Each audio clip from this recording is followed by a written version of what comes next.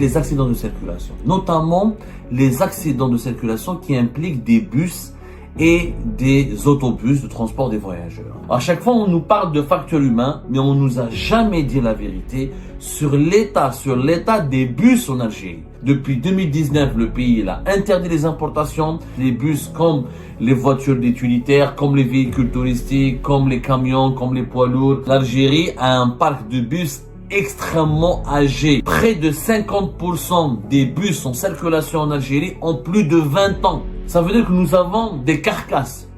Un bus de plus de 20 ans. Ça veut dire qu'il est usé. On n'a pas de TGV, le train est encore très sous-développé. On n'a qu'une Air Algérie, Tassil Airlines, le monopole de 2 compagnies étatiques qui transport aérien est encore très cher et mal desservi. Donc beaucoup d'Algériens et d'Algériens voyagent par les bus. C'est ce qui explique pourquoi il y a autant d'accidents de circulation. Ce sont des carcasses, des vieilles carcasses.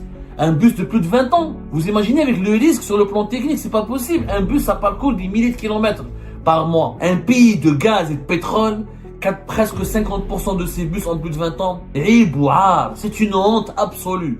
Dans le pays du pétrole et du gaz, presque 50% de nos bus, c'est des vieilles carcasses.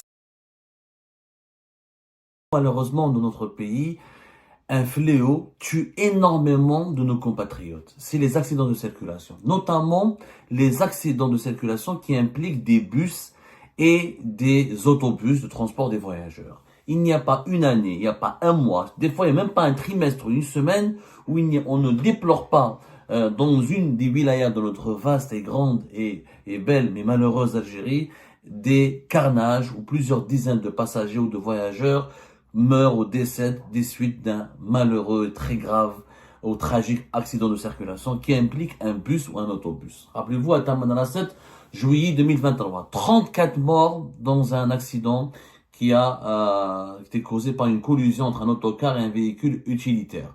Rappelez-vous, plus récemment, le 30 avril 2025, 12 morts et 43 blessés dans 2 accidents de la circulation qui impliquent des autocars ou des bus. Et la liste, elle est longue. En décembre 2014, 12 morts dans un choc aussi entre bus en Algérie. 7 morts dans une collision entre un bus à Tougourt. Et en septembre 2024, la liste elle est vraiment 5 morts dans un accident de bus à Gerdaya. Plus récemment, le 29 avril 2025. La liste elle est très très longue. Les accidents de circulation provoqués par des bus sont très nombreux et si on doit faire un bilan humain, on se retrouverait avec des centaines de morts. Des centaines de morts d'enfants, de femmes âgées, de mères de famille, de pères de famille, de jeunes et de moins jeunes. Et à chaque fois, à chaque accident de circulation, on nous parle de facteurs humains, les problèmes, le conducteur ne conduise pas, l'excès de vitesse. À chaque fois, on nous parle de facteurs humains, mais on nous a jamais dit la vérité sur l'état des bus en Algérie.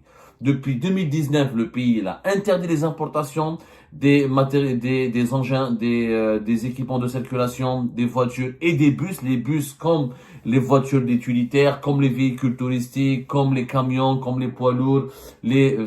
Font partie des moyens de locomotion qui n'ont pas été fabriqués ou produits localement, faute d'une politique industrielle économique et dont l'importation a cessé brutalement aussi depuis 2019. De 2019 à 2020, on a provoqué une hécatombe en Algérie, des centaines, voire peut-être même des milliers de morts. Si on doit calculer un travail d'investigation sérieux et profond, et nous allons le faire dès qu'on aura le temps parce qu'on est débordé et assailli de dossiers, mais c'est un dossier extrêmement important. Si on doit faire la chronique des accidents de circulation de 2019 à 2025, on va dire de 2020 à 2025, le nombre des accidents tragiques impliquant ou provoqués par des bus et des autocars et leur bilan, ce sont des centaines, voire des milliers de morts.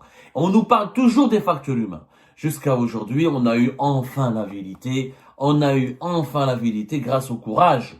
Moi, je le salue, le ministre des Transports, Sayoud, l'ex-Walid Oran. Au moins, il a eu l'honnêteté de nous parler, de nous donner des chiffres. C'est l'un des rares qui nous a donné des chiffres, parce que depuis 2020, tous les chiffres sont censurés, le chômage, les importations, le commerce extérieur du pays, sur le parc roulant des bus, le parc des bus. L'Algérie a un parc de bus extrêmement âgés. Près de 50% des bus en circulation en Algérie ont plus de 20 ans.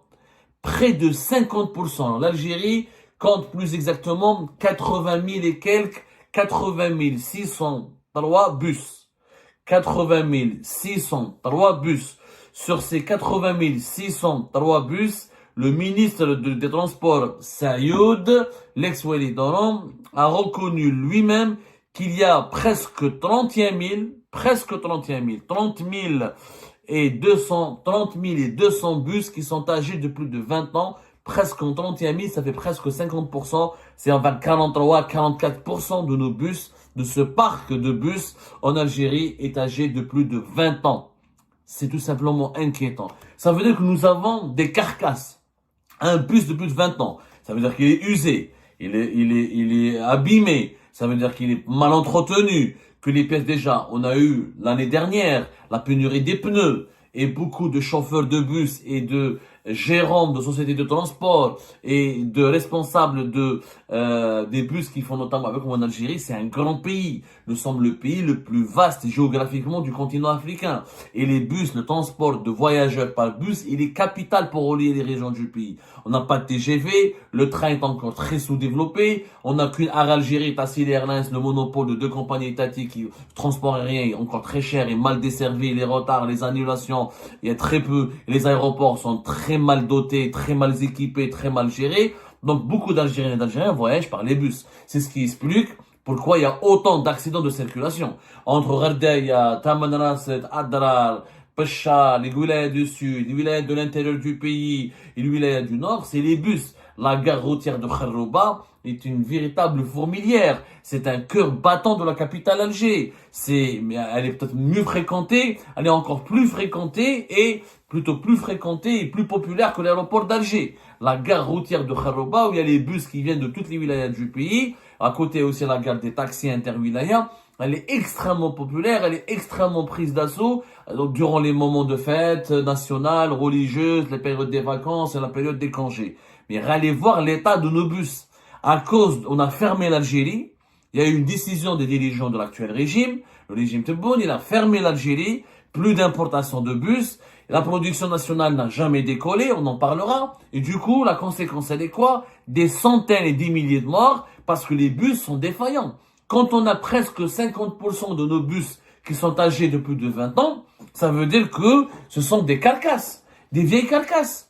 Un bus de plus de 20 ans, vous imaginez avec le risque sur le plan technique, c'est pas possible. Un bus, ça parcourt des milliers de kilomètres par mois, des milliers de kilomètres par mois, surtout les bus interwilaya, même les bus interurbains, mais surtout les bus interwilaya. C'est des milliers de kilomètres. Comment on peut entretenir un bus de plus de 20 ans sur l'état des pneus, les moteurs, les freins, les différentes pièces mécaniques, le confort à l'intérieur du bus? C'est pas possible. Ce n'est pas possible. Un pays de gaz et de pétrole, presque 50% de ces bus ont plus de 20 ans. C'est une honte absolue. Dans le pays du pétrole et du gaz, presque 50% de nos bus, c'est des vieilles carcasses. C'est dans un pays pauvre, qui n'a pas de ressources naturelles, n'a pas de réserve de change, ça peut se comprendre. Mais l'Algérie, on devrait avoir des bus flambant neufs, on devrait avoir des bus rutinants, prestigieux. C'est une honte absolue. C'est ce qui a poussé Saïd Sayoud, le ministre des Transports, à annoncer enfin que l'Algérie, d'ici 2026, peut-être, dans le cadre de la loi de finances 2026, elle va autoriser l'importation des bus de moins de 5 ans et que le gouvernement travaille sur un dispositif de facilitation fiscale pour permettre aux privés algériens d'importer depuis l'étranger des bus de moins de 5 ans afin de moderniser le secteur du transport terrestre des voyageurs. C'est enfin une bonne initiative du gouvernement algérien qui se réveille alors qu'il y a eu des centaines et des milliers de morts. Et il n'y a pas eu d'enquête sérieuse. Je défie la justice algérienne d'ouvrir une enquête et je défie les services de la gendarmerie algérienne d'ouvrir des enquêtes rigoureuses et sérieuses. Et vous allez voir qu'avec tout le monde le dit, les voyageurs le disent, ceux qui prennent les bus en Algérie le disent, les chauffeurs, les conducteurs des bus, les gérants de ces sociétés de transport, les spécialistes du transport routier, les habitués du transport par bus et du transport routier le disent. On a des bus qui sont devenus des hécatombes ambulantes. Des risques de mort. C'est des bus, dans le moment on doit les appeler voyage au bout de la mort. Pas un voyage pour aller rejoindre les parents, pour aller chercher d'une région à une autre. C'est un potentiel voyage au bord de la mort. Les bus sont dans un état catastrophique. Faute d'importation des pièces de rechange et de leur disponibilité. Faute de la disponibilité des pneus et de leur importation. Faute de la disponibilité des pièces mécaniques. Faute de l'importation, de la disponibilité des produits des bus tout court. Des bus tout court, on n'importe plus de bus. Il y a plus de bus qui sont, les bus neufs, les autocars neufs, il y en a plus. Du coup, on utilise un parc de carcasses, de vieilles carcasses, et c'est une catastrophe. C'est une catastrophe nationale qui a causé des milliers de morts, dont le gouvernement, le régime algérien, doit assumer absolument toutes les conséquences et l'entière responsabilité. C'est des épaves. C'est plus de bus. Il faut voir les bus qui partent jusqu'à Adrar, jusqu'à Béchar, qui font l'intérieur du pays, Guelma, qui font l'intérieur du pays, Saïda, Thiel. L'état de ces bus, il fait peur. Moi, je mettrais, et des familles entières sont obligées de prendre ces bus dans un état calamiteux parce qu'il n'y a plus de moyens de transport dans le pays, parce que le pays n'est pas capable de se doter de bus modernes. Et pourtant, au lieu d'importer, le ministre des Transports, c'est pas son champ d'action. Il a eu au moins le courage et la lucidité de nous donner des chiffres. Où est l'industrie? La production locale des bus, elle en est où? Il y a que nous avions le fleuron de l'industrie nationale, la Sainte-Vie. La Sainte-Vie qui produisait des bus depuis les années 70. Et qu'on avait une société, la Sainte-Vie, héritière d'une société qui datait de l'époque coloniale. Que depuis l'époque coloniale, on avait hérité d'une société qui fabriquait des bus en Algérie. C'était la fameuse société africaine des automobiles Berliet, la SAB. L'Algérie l'a récupérée après l'indépendance et on a créé la Sainte-Vie, qui est devenue la Société nationale des véhicules industriels, qui existe depuis 1967, qui a des usines à Louiba, le grand complexe industriel de Sonacom. Auparavant, on l'appelait la Sonacom. C'est la Société nationale de construction mécanique. Voilà. Au départ, c'était la Sonacom, l'ancien nom, mais depuis 1967. Elle est devenue plus tard la Sainte-Vie à partir, je crois, de 1995, les années 90. Elle est devenue la Sainte-Vie. La Sainte-Vie qui a été, rappelez-vous, entre 2019 et 2021, elle a été rattachée au ministère de la Défense nationale. Soi-disant, on nous a promis que le ministère de la Défense nationale serait bien géré, mieux géré, c'est une autre Algérie, l'armée pourrait tout faire, et qu'avec la direction centrale de l'industrie militaire, on pourrait reprendre la Sainte-Vie et produire des bus. Combien de bus la Sainte-Vie a produit de 2019 ou de 2020 jusqu'à aujourd'hui? Combien? Aucun chiffre. Voilà, je suis venu en les bus dans la Sainte-Vie. On va importer des milliers de bus, alors qu'on pourrait les fabriquer localement. Mais j'ai écouté la renaissance de l'industrie, que l'Algérie est un pays dynamique, que nous avons les exportations d'hydrocarbures, que maintenant l'industrie a été relancée. Que des mensonges, que des mensonges. La Sainte-Vie a été en faillite. Son rattachement au ministère de la Défense nationale a été un échec total. Un échec total. Aujourd'hui, elle a disparu du champ de l'industrie algérienne. On parle de quelques dizaines, quelques centaines de bus de temps en temps qui sont livrés par la Sainte-Vie, alors que le pays il a besoin de plus de 35 000 bus en bon état. 35 000 bus en bon état. La Sainte-Vie n'est même pas capable d'en fabriquer 1000. 1000. Elle n'est même pas capable. Et pourtant, elle avait bénéficié de plusieurs financements publics depuis les années 2015 et 2013. Des milliards de dinars ont été injectés. On l'a donné au ministère de la Défense nationale. On l'avait impliqué dans le projet de Renault en 2014. Elle avait des partenariats avec des groupes internationaux. Elle n'a jamais pu fonctionner, la Sainte-Vie. Elle n'a jamais pu satisfaire au moins une partie, 20-30% de la demande locale en bus. Alors qu'il y avait du savoir-faire et de l'expertise et des qualités qui ont été, il y a un savoir-faire et d'expertise qui ont été accumulés, qui ont été gagnés par les travailleurs, par les ingénieurs algériens en matière de production de bus depuis les années 70. Les bus algériens ont été exportés à travers plusieurs pays africains et asiatiques, voire même de l'Amérique latine, durant les années 70 et les années 80. Aujourd'hui, ça a disparu. Ça a complètement disparu. C'est malheureux. C'est vraiment malheureux. C'est malheureux. Et puis, où sont les sociétés de l'armée? L'armée algérienne, elle a des sociétés. On n'en parle pas. Ben oui, l'armée algérienne, elle a au moins 3 sociétés impliquées dans l'industrie mécanique. Dans la fameuse usine Tieret, c'est l'usine Mercedes-Benz de Tieret, la fameuse SPA Savab, la société algérienne de fabrication des véhicules de Tieret, qui avait un partenariat grâce aux Émiratis avec le groupe Daimler Mercedes, qui Mercedes fabrique des bus. On aurait pu utiliser les sociétés de l'armée algérienne pour développer la production de bus. Et d'ailleurs, c'était l'une des promesses. Ça a été l'une des promesses du ministère algérien de la Défense nationale. Il y a aussi la société, le ministère de la Défense nationale, il a créé en 2016, je crois, à Rouiba, une société qui s'appelle AMS-AMB, qui devait faire un partenariat ambitieux avec Mercedes-Benz. C'est la société algérienne Motors Service Mercedes-Benz SPA qui a rattaché à l'établissement de développement d'industrie de véhicules qui relève du secteur économique de l'armée nationale et populaire. Où est sa société? Il y avait une autre société, la SFMA, dont personne n'entend parler, qui existe aussi, qui est une société spécialisée normalement dans la production des moteurs allemands. Le ministère de la Défense nationale de 2015-2014 jusqu'à 2020, il a développé 3 sociétés qui sont censées pouvoir produire localement. On les voit plus. Pourquoi? Parce qu'on a diabolisé les capitaux émiratis. Les Émiratis étaient, avec le fonds émirati Abar Investment, étaient la principale locomotive du groupe allemand Mercedes-Benz Daimler pour le développement de la production de camions et de bus et de vannes et de 4x4 en Algérie. Et comme on entend, comme on s'est disputé, comme des cons, voilà, des idiots. ما كاش la production, حبسوا. Ni les images de l'usine de Thiel, on ne les voit plus à la télé. Au moins, avec l'époque de Gaï Salah, à l'époque de Bouteflika, il y avait quelques bus, quelques 4x4, quelques engins, quelques équipements sortaient, quelques véhicules utilitaires et véhicules lourds sortaient des usines de ce projet algéro-émirati allemand. Marrakech. Donc, à Marrakech, comment se fait-il? Parce que les Émiratis ont levé le frein. Et les Allemands de Mercedes-Benz Group, à travers Daimler, avec les Allemands de Mercedes-Benz, ils se sont retirés. Ils se sont retirés parce que les Émiratis, ce sont leurs représentants exclusifs. Ce sont leurs représentants exclusifs. Maintenant, ça marche plus. Ça ne marche plus comme avant parce qu'on a eu l'intelligence, encore une fois, de se disputer directement avec les Allemands. Avec les Émiratis qui sont les partenaires privilégiés des Allemands. Voilà. Les projets ont cessé.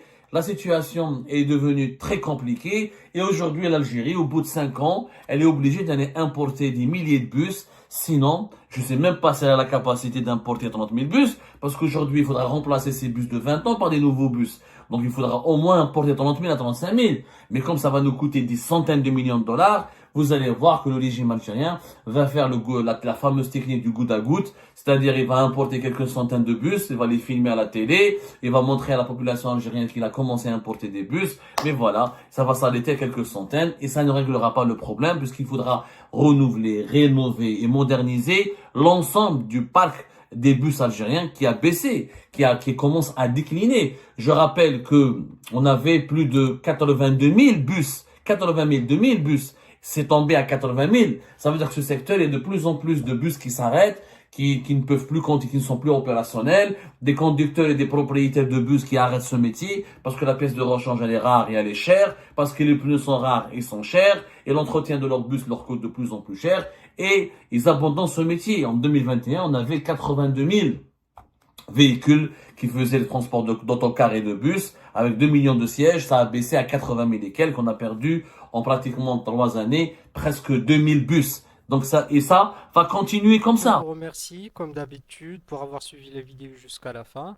N'oubliez pas de nous laisser vos commentaires, vos réactions autour du sujet et de vous abonner à la chaîne si vous n'êtes pas encore abonné. Je tiens à vous remercier aussi pour votre soutien à notre chaîne, pour vos encouragements, pour vos commentaires aussi nombreux et diversifiés. Je tiens aussi à remercier nos abonnés et les personnes qui nous suivent régulièrement. Sans vous, ça n'aurait pas été possible. Donc voilà, merci encore une fois et à la prochaine dans une nouvelle vidéo.